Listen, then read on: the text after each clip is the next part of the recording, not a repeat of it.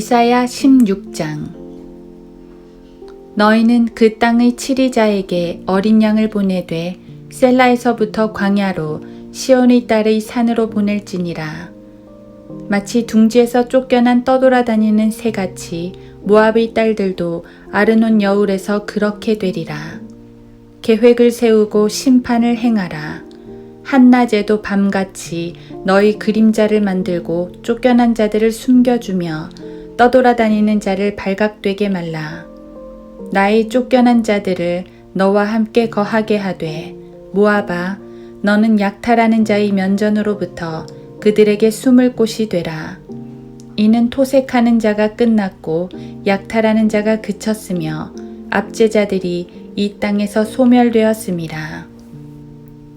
그 보좌는 자비 가운데 굳게 설 것이요 그는 다윗의 장막에서 심판하며 공의를 찾고 의를 신속히 행하며 참으로 그 위에 앉으시리라.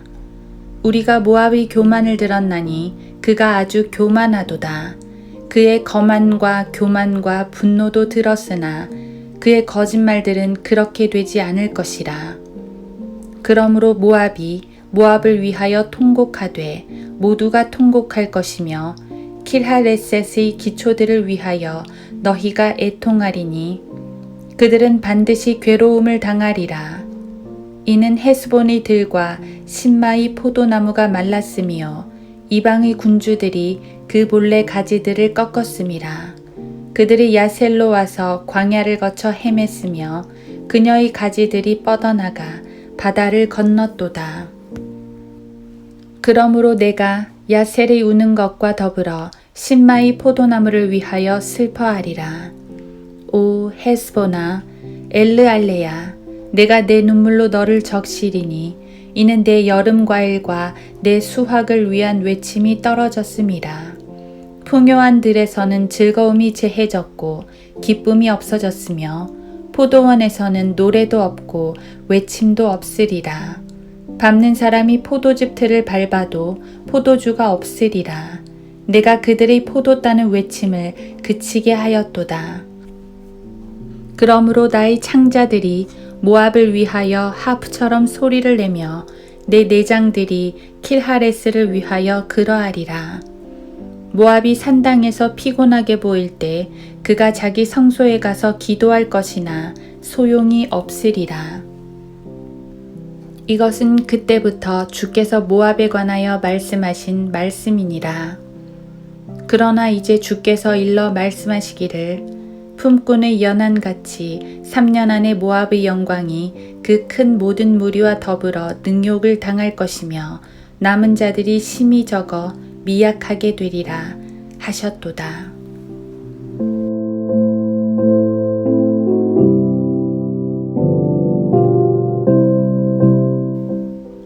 하루 한 장 이사야 16장. 그 보좌는 자비 가운데 굳게 설 것이요 그는 다윗의 장막에서 심판하며 공의를 찾고 의를 신속히 행하며 참으로 그 위에 앉으시리라. 이사야 16장 5절. 권선징악이라는 말이 있습니다. 세상 사람들도 악한 사람은 벌을 받고 선한 사람들은 칭찬받는다는 원리를 압니다. 이게 하나님께서 인간의 양심에 넣어주신 기본적인 법입니다. 그래서 심하게 악한 사람들은 천벌을 받는다고 말하기도 합니다. 그런데 이게 바로 세상 사람들의 한계입니다. 그들은 권선징악이라는 원리는 알되 누가 심판을 하고 누가 상을 주시는지 그 주체를 모릅니다. 하지만 우리는 압니다. 심판주는 오직 하나님이라는 사실을 말입니다. 그래서 천벌이 아니라 하나님의 심판입니다. 하늘이 복을 주는 게 아니라 하나님께서 복을 주시는 것입니다. 많은 이들은 어떤 좋은 일이 생기면 그거 참 감사할 일이네 하고 말하는데 우리는 그렇게 말해선 안 됩니다. 하나님께 감사한다고 분명히 말해야 합니다. 감사의 대상을 분명히 해야 합니다. 심판을 행하시는 분도 복을 주시는 분도 오직 하나님이십니다. 본문은 15장에 이어서 모압의 심판을 다루고 있습니다. 모압은 그들의 죄악으로 인해 심판을 받습니다. 그런데 그 심판의 주체가 누구입니까? 바로 주 하나님이십니다. 그래서 5절에서는 다윗의 장막을 말합니다. 모압을 심판하시는 분은 이스라엘의 하나님이시라는 말입니다. 이스라엘의 하나님께서 역사를 주관하시고 죄악을 행한 자들을 책망하신다는 말씀입니다. 본문은 모압에 대한 심판을 넘어서 다윗의 보좌를 차지하실 예수 그리스도까지를 예언하고 있습니다.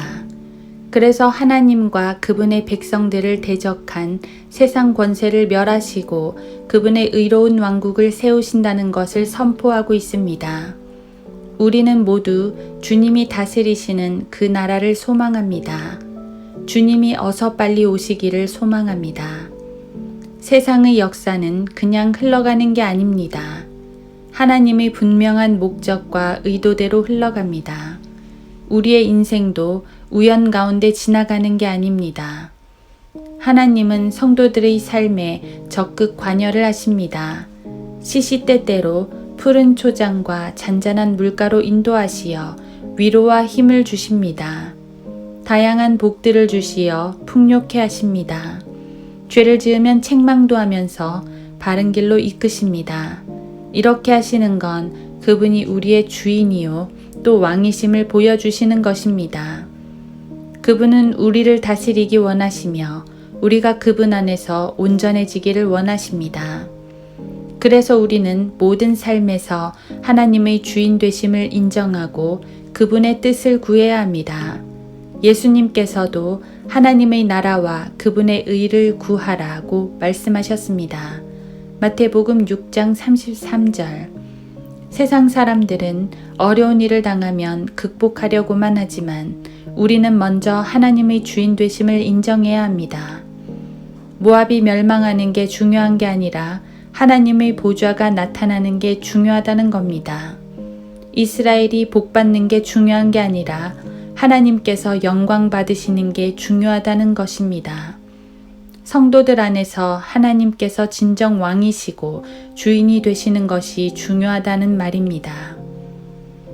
그래야 우리가 당하는 모든 일들을 극복할 수 있고 이길 수 있습니다. 주님은 우리에게 승리를 주시는 분이시며 우리는 주님 안에서만 영광을 얻을 수 있기 때문입니다.